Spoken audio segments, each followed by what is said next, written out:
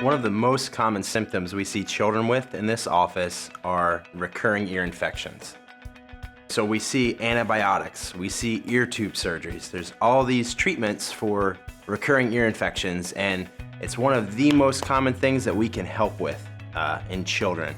And that's important to understand what's causing those ear infections. So if we have fluid that's pooled in the eustachian tube, that fluid will get infected. Now, 80% of the time, that's a viral infection, so antibiotics will not be effective on treating that, okay? And another thing that we can do to treat that would be to do ear tube surgery to help drain that fluid out of the ear canal.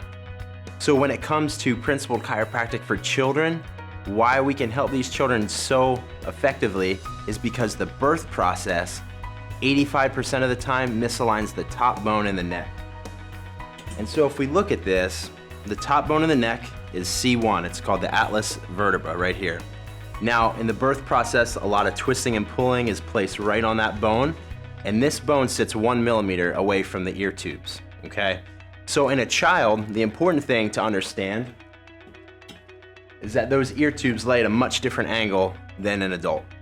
When we're a child, they lay very parallel to the ground, and as you grow, as you're an adult, they slope downward.